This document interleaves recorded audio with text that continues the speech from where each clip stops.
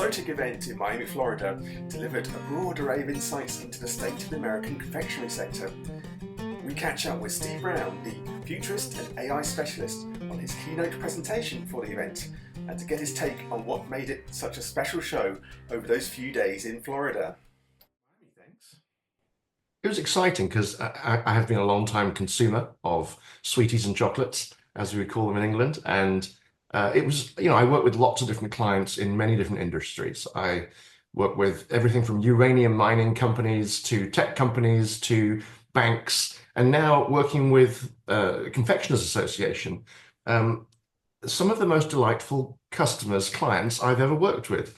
Really nice. Everybody I met was so lovely. So yeah, it was a really enjoyable event, and it seemed like people really resonated with the content that I brought.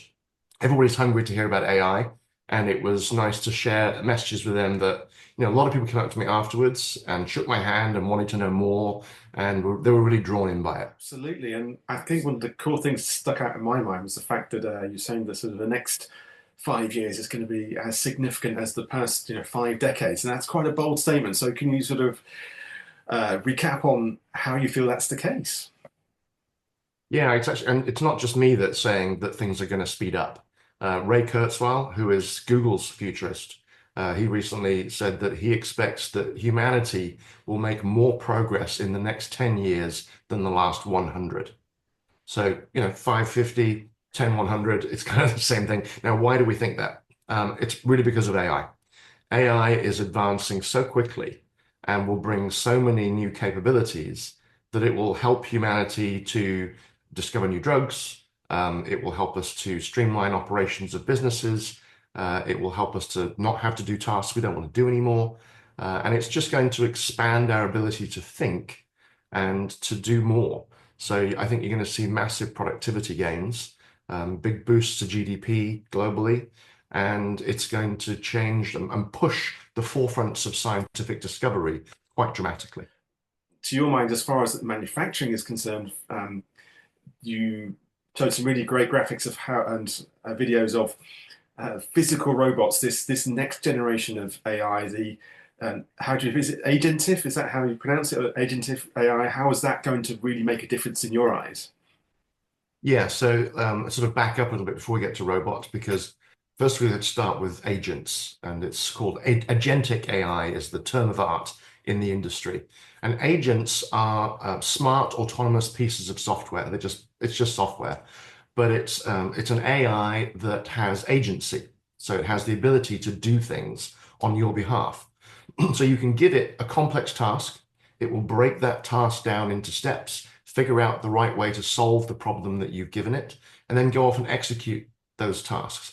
And to do that, it has the ability to use tools. So for example, it could use the browser on your computer to make things happen, to do things for you. If you think about most of the work that knowledge workers do, they sit in front of a computer and they tap away and they click and use their browsers. That's what an agent will be able to do on our behalf.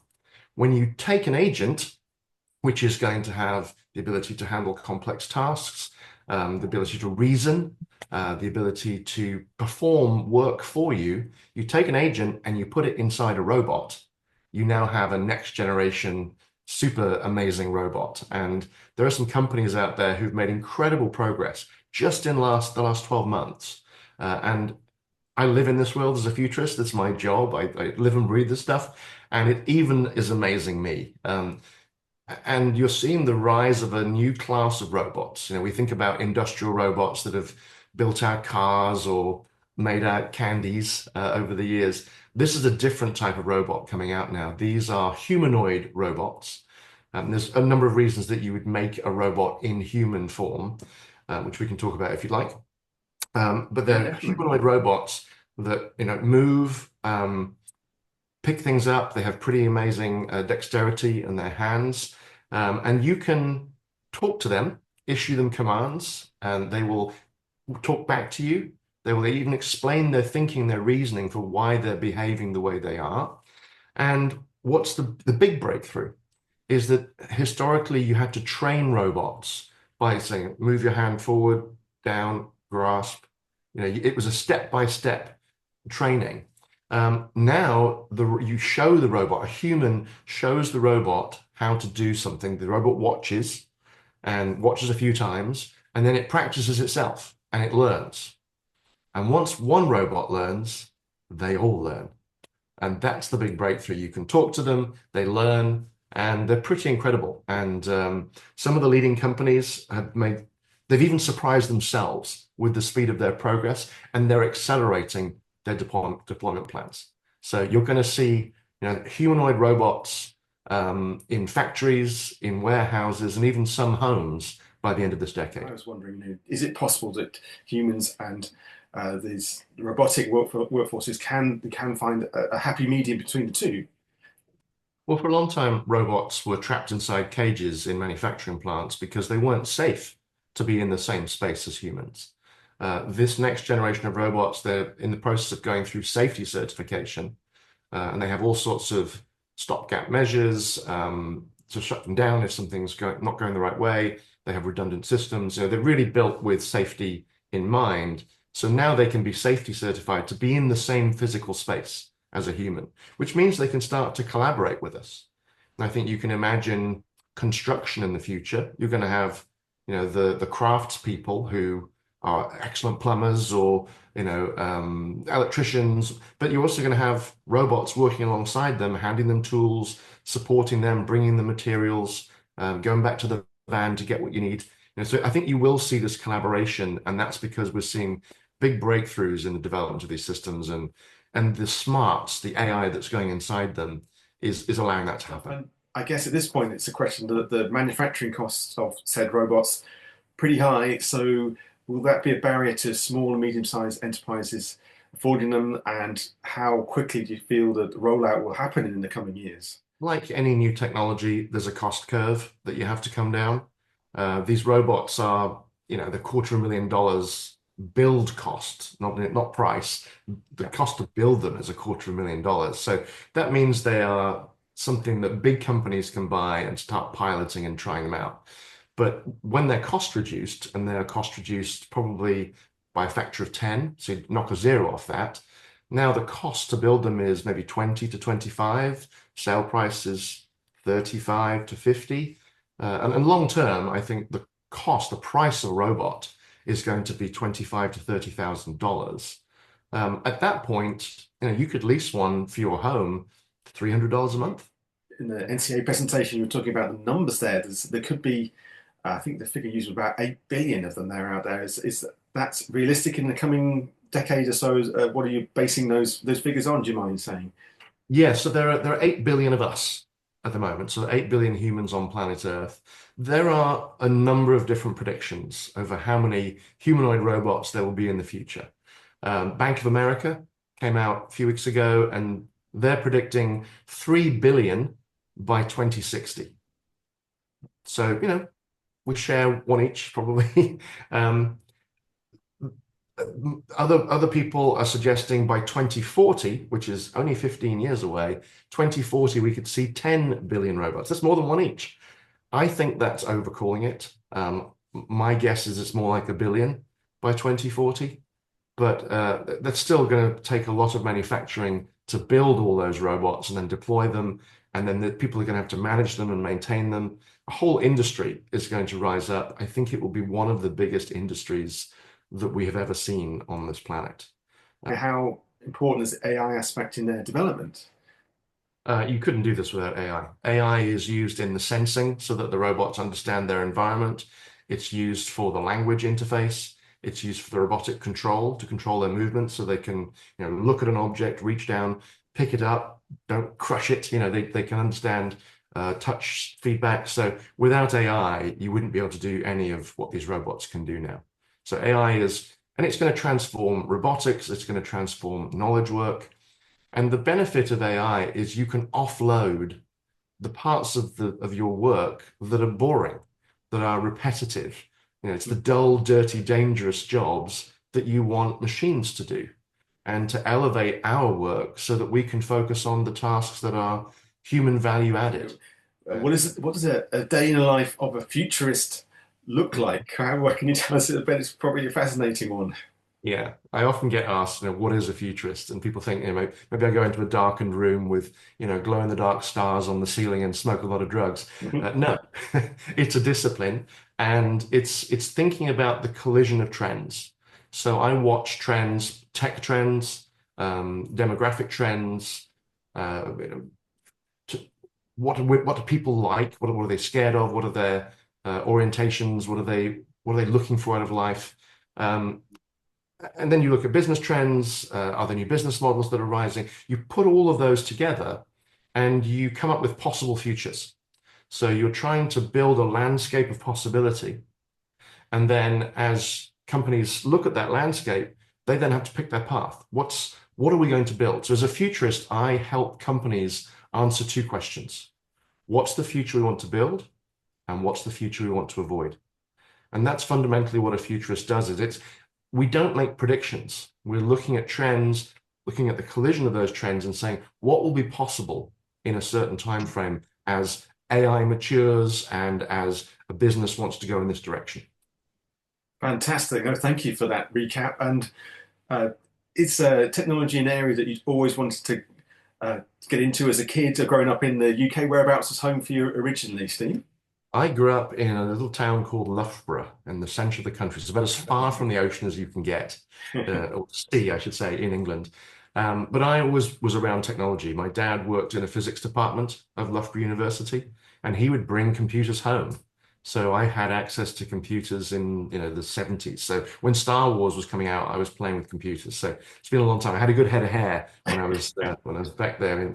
So I always knew that computers were going to change the world. It just seemed obvious and innately true to me. And so I've dedicated my life to being part of the technology world and my personal mission is to help people build a better future for other people with technology. You can do lots of bad things with technology, but there are lots of wonderful applications. And that's been my passion of my life, is to help people come up with what are those great things? What are the problems we can solve for people using technology?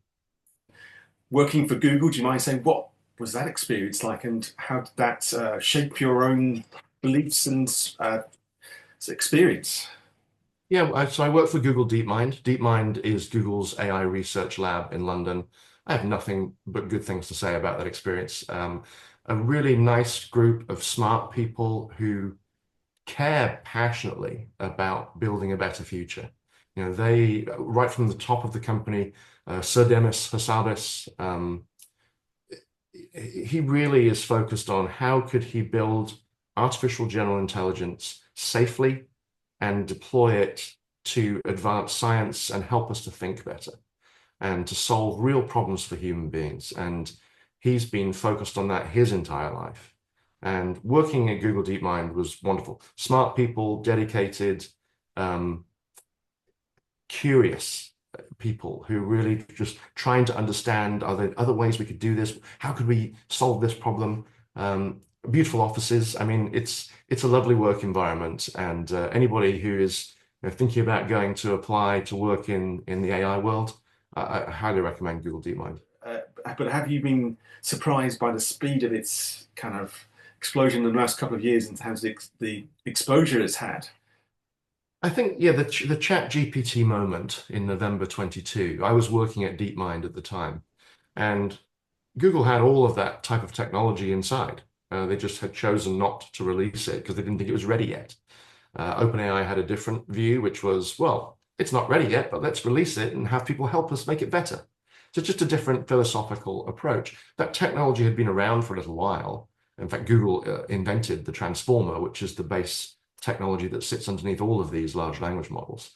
And it's based on research that goes back to the 1980s. So, this has been boiling for a while, but tends to happen with technology. It kind of comes to a boiling point where suddenly, people realize, oh, we could do some things with this.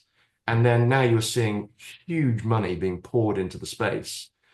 Just capital expenditure from the top five AI infrastructure companies, your Oracle, Amazon, Google, Meta, and Microsoft. Between them, it's going to be about $320 billion they're putting into data centers just this year. So money's pouring into the space, And breakthroughs are coming all the time. And as you scale out these AIs and as you make breakthroughs in the architectures and the algorithms, you're seeing incredibly rapid progress. Has it surprised me? Sometimes, yes.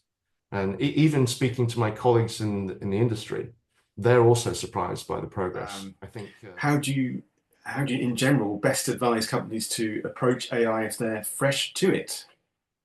yeah, I think AI is probably the most important and powerful technology that humanity has ever invented. It's beyond electricity and fire. It's a profound technology, at least of that order of magnitude. And every company needs to learn how to harness it to, fuel their business for the future. And that means you have to stop resisting AI and get curious about it. Learn as much as you can. So what I advise when I do a lot of talks for business leaders, I always advise them, if you can, make at least an hour a week on your calendar just to learn about AI, to try some of the tools, understand its capabilities, get educated, so that you understand what the possibilities of the future are. So it starts with learning about this stuff and then really being thoughtful about how do you deploy this? What business problems can you solve? And the advice I give people is look at every business process you have, break it down into the tasks, subtasks, and then ask the question, which of these tasks is best still done by a human? Which is best done by an agent, so an autonomous AI, it's like a tool on steroids, and which is best done by a robot? And then how do you hand off gracefully between those? And essentially what you're now thinking about is a blended workforce of humans, digital employees, and robots working together. And the companies that figure out how to orchestrate that, how to build trust across those, and how to boost the performance of the humans in their company by supporting them with AI are going to be the ones that win in the marketplace. I mean, AI today is the worst it's ever going to be. Robots today are the worst they're ever going to be, right? They're only going to get better as we discover new algorithms, new approaches.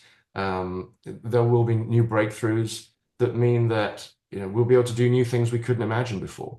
At the moment, you can generate images and videos and text and audio. Next, we'll be able to generate new materials, recipes for how to make new alloys, perhaps new synthetic biology, so that you could create an enzyme that you drop in the sea that eats all the microplastics.